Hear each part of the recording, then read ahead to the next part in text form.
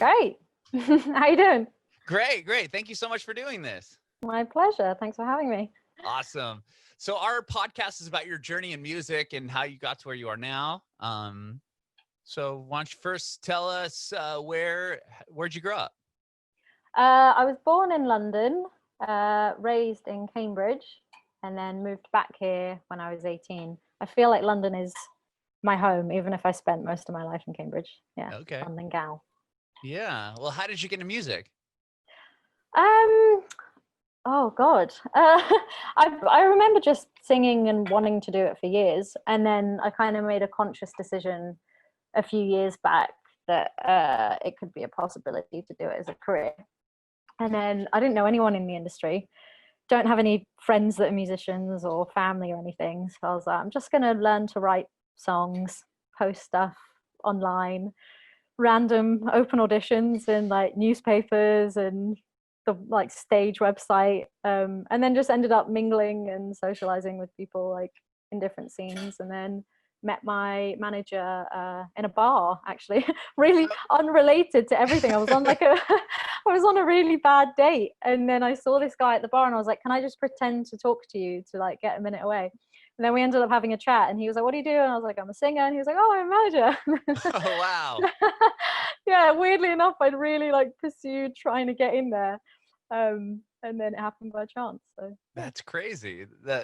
So you said growing up you didn't really have a lot of music going on, like as far as like in your household, like how like early introductions to music, do you remember? Not a lot, to be honest. It was more of like a personal self-discovery. My mum has quite an eclectic taste in music. I remember we used to have like Rage Against the Machine and then like Tupac playing in Really? the house. Your mom? Yeah, yeah. That's awesome. So my love of like pop music really started with kind of like Britney and Christina Aguilera and like all those artists when I was really, really little. And then as I got older, it was mostly just music being introduced to me by my friends, and Mhm. kind of discovering stuff on my own. Yeah. That's funny. When you were listening to the like Britney Spears and stuff, I can't imagine what your mom thought if she's listening to Rage Yeah. Against the Machine and Tupac. So like, this is awful. No, no, it was a bit more wholesome. But I do Right. remember we did a talent show. I have an older sister. We used to go to dance classes when we were kids, and we entered this talent show in my school. And our song was "Sleep Now in the Fire." We did, like, this whole routine to it, and I think we were like, I don't know, really, really young. And my teacher was like, "What is this?" But anyway, we performed it.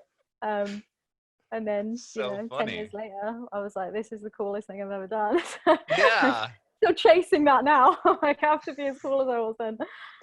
That's so funny. I can't imagine seeing two small girls dancing to Rage Against the Machine at a I talent think show. there's a video somewhere with my school, and like to this day, I'm like, if one day I can find that, I have to use it in something. Yeah, that is So yeah, hilarious. very entertaining.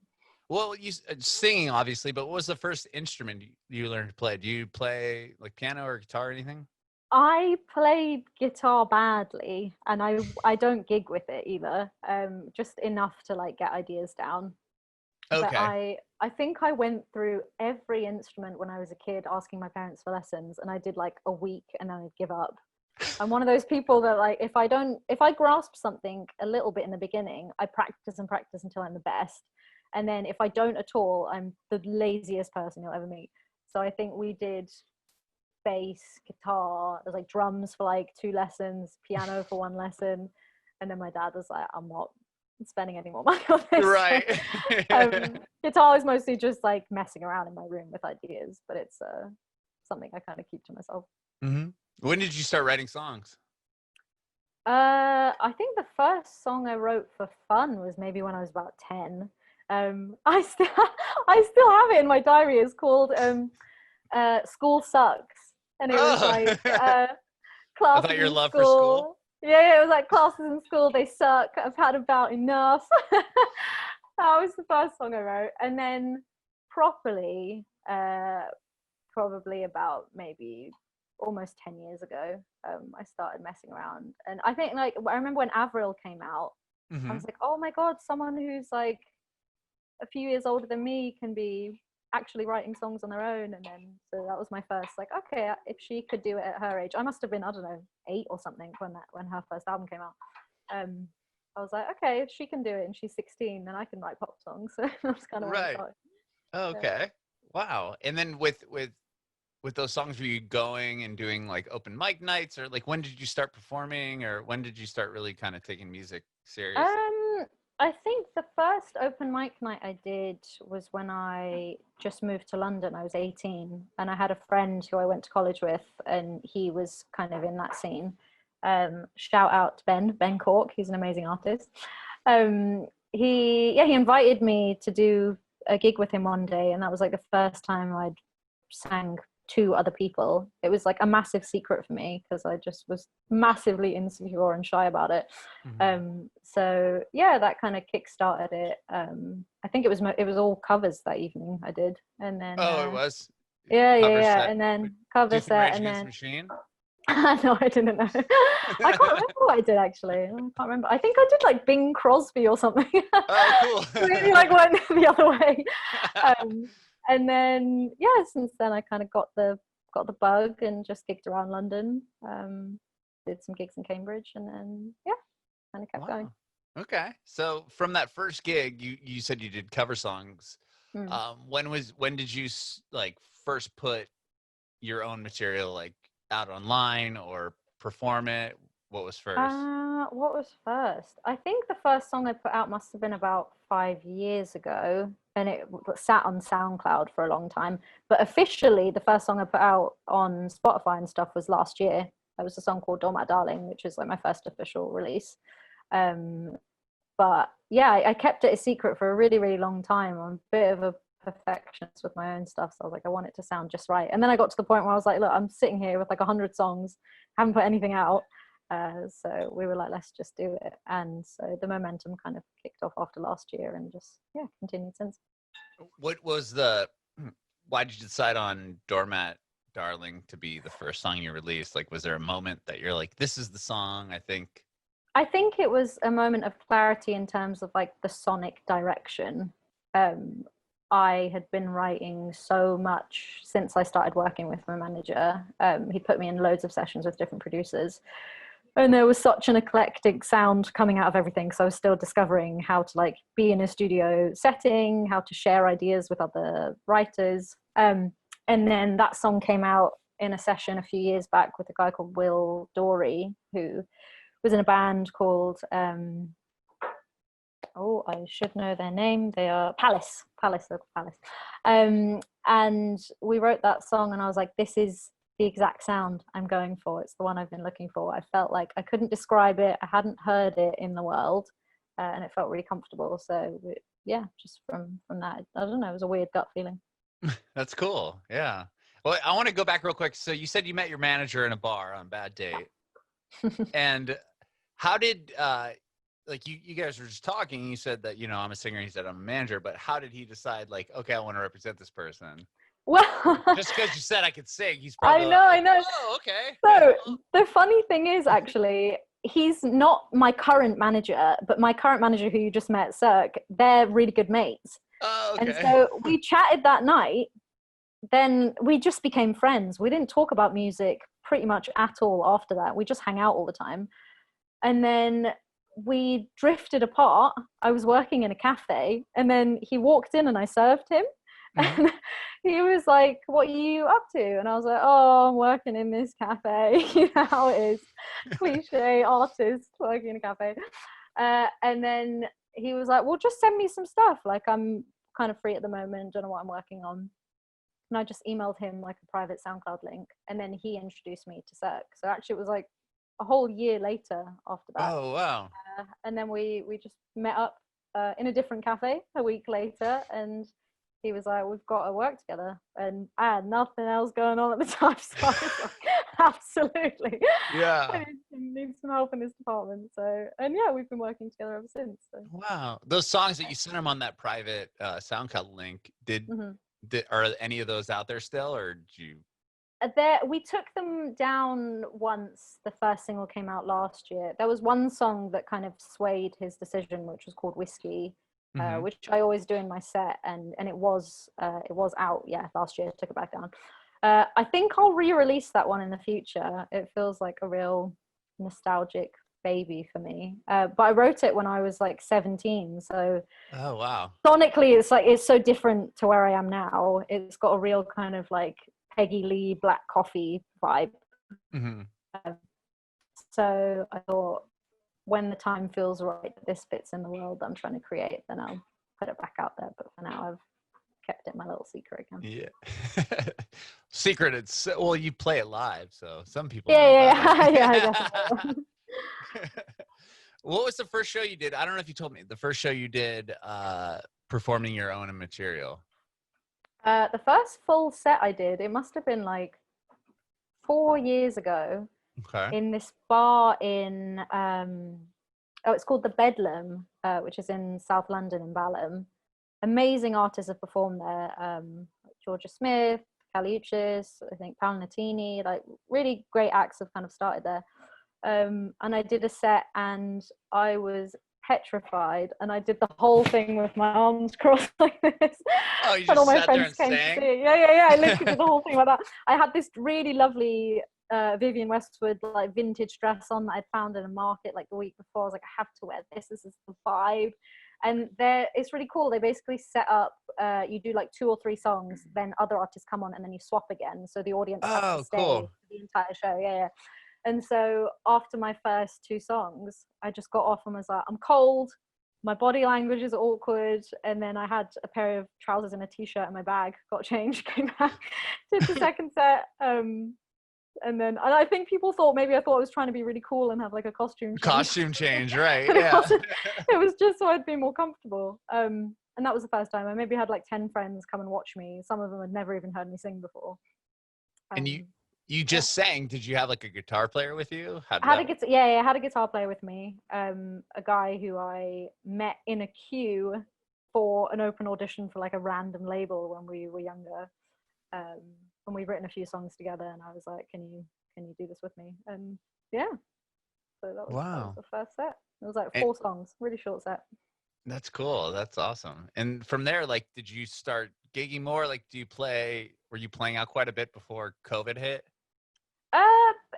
Fairly, yeah. I mean, because the first release came out last year, I kind of was like, I want to establish a bit more of a fan base before I commit to doing gigs, just so the connection is made a little bit clearer. But yeah, I had a few gigs cancelled that I was looking forward to this year. But I mean, in some ways, it's been comforting to know that I'm not missing out on anything because we're all kind of standing still together. So yeah, hopefully planning some stuff for the new year. But I don't want to jinx anything, so I'm not we'll see what happens. But hopefully be gigging again in the near future. Very cool. So the first song you put out was Doormat Darling, and then you put out Rock the Boat. Was that the next track? Okay, and then this year you have a couple songs that you put. I mean, Crowd of Thoughts, and then Some Things Are Best Left Unsaid, which is the most recent record. Is that going to be part of an EP that you have coming out? So we're working on my debut EP, which will hopefully be coming out this year. Okay. It will be 6 brand new tracks. Oh, so these ones that are out already are just singles. These are singles. The last track, Some Things Best Ever Said, it gives a kind of sense of direction of where I'm going. Okay. But I had so many songs that I was really proud of, and I was like, I don't really want to have to follow this formula of like, because we've put this single out, it has to be on this project as an EP and blah blah blah. So there'll be all new tracks, hopefully all coming out this year. So it'd be nice to have a full body of work. Yeah. Well, tell me about this most recent song. Some Things Are Best Left Oversaid. Some Things Are Best Oversaid. Yeah, best. Bit of a mouthful, yeah. I thought it was things are best. Some things are best left unsaid. Left unsaid, but oversaid. Yeah. I've done like a Tony Braxton unbreak my heart kind of moment. Sure, yeah, I like it. Thank you. You can call. I've been calling it tongue-tying me. Yeah. I've been calling it Stabos on Instagram. So if you that's good. contact again, Yeah. Stabos. Yeah. giving it a little Greek flavor. I love it. But yeah, so this song I wrote last year. It was kind of one of the fastest songs I'd written until I had a chance to release it, which was really nice because I feel like my head was still in the same place when I'd recorded it as when I put it out. Wrote it with a guy called Dan Holloway, who's an amazing producer. He's done stuff with a guy called Jordan Stevens, who's in this rap duo called Rizzleclicks, done some stuff with Clairo. Yeah, really, really cool guy. I took the idea over to him. It was our first session together. Really basic chords, again, because the guitar playing is not my forte. And he was like, I get it. I get where it's going. And then we wrote the whole song in one session. And then COVID hit, and luckily I'd laid down all my vocals. There was already quite like a clear direction of where it was going. So from then on, it was kind of like an email exchange of the direction I wanted it to go. And yeah, it's about kind of the title describes it, I guess. Expressing yourself clearly with no sense of like embarrassment or ego about showing people that you care about them and wearing your heart on your sleeve. And it's probably the most joyful song I've put out so far. And it makes me really happy. I thought it was the end of summer and I'd put out Crowd of Thoughts, which was kind of about a lot of my anxiety surrounding this year and my lifestyle. And I was like, you know what, I need some joy and movement and dance. And so yeah, I thought I'd put it out, and so it feels good to put it out in this period of the year. Yeah. Have you worked with different producers on all your songs, or do you so the first two songs, Rock the Boat and Doormat Darling, I did with a guy called Ali blah blah. His producer name's Ali blah blah. I wrote them both with somebody else and then produced them with him. And then Rock the Boat was written with the guy I was working on like a theatre show with. It's like the only song we ever made together. It was super random one afternoon. And Dan for this song. So yeah, they've all been quite different. The EP I'll also be working with somebody else. Okay. But I feel like because I've done so many sessions now with so many different people, when I go in the space, I'm quite clear about the direction I want to go. So hopefully there is a sense of like enough cohesiveness in all of the sounds, but I kind of like that everyone brings a different flavor. I feel like that's cool. I'd like to hope that people, when they listen to the songs, they're like, oh, this is an Imogen Mahdavi sound, but it's completely different to the last thing she put out. Kind of like where I hope or I'd like to be. Yeah. When you recorded Doormat Darling, was that the first experience you ever had in a studio? Oh no, that was okay. I think I wrote literally about 150 songs or something at that point. It was like so many sessions working with so like so you're already in studios recording. Yeah, okay. Quite a bit, yeah. But it was the first time I got to properly experience like mixing and mastering and stuff, and getting involved in how things sound, not just from like a creative perspective, which was really nice. And Ali helped a lot, taught me a lot, and put his own touch on everything. So it was really, really cool. Nice. Well, tell me about the first experience you had in the studio. I completely forgot about this, and then you said that, and it just ignited a really old memory. My first experience in the studio, I saw an ad on a website for Disney. This was when I was, I must have been like 15 or something. I used to take the train from Cambridge to London and go to random auditions. And it said like looking for a young female vocalist to sing a song that someone's pitching to Disney. They just wanted like a standard kind of pop voice to go over it. So you have like a demo? Yeah, I just recorded on a tiny little cassette recorder, me singing, I don't even remember, like JoJo or someone, I can't remember. Trying to like show off all my vocal skills. Sent it to this thing in an email as an MP3.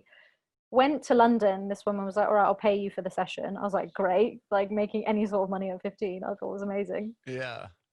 Got in the booth, sang the song. It was like a kind of cheesy standard, I don't know, Disney song. Left, and we'd wrapped up the session in 10 minutes. I was like, wow, I'm really good. Like, I come straight into the space, like absolutely smashed this song. She was like, great, we'll speak soon. It was just her and another producer, random guy sort of on the mixing desk. Tiny booth that I was stuck in.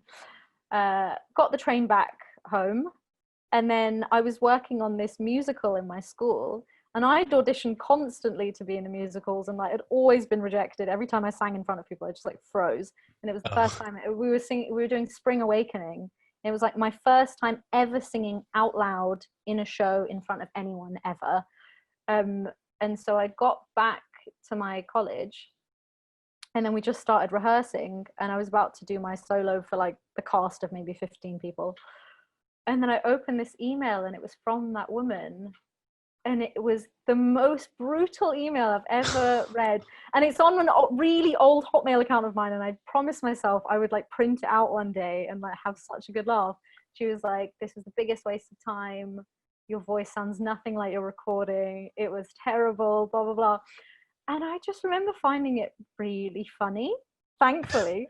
Yeah, and like that's shared brutal. it with the whole group. It was really brutal. And I vowed to put it out there one day when I became a success, and now I can't find it. So that's yeah. got the memory. Yeah. That's crazy that she was that mean to you. She was really mean, yeah. But I don't know. I think I just had this like naive arrogance about myself. I was like, I know I'm good. Doesn't matter. I guess that works out, you know. Yeah.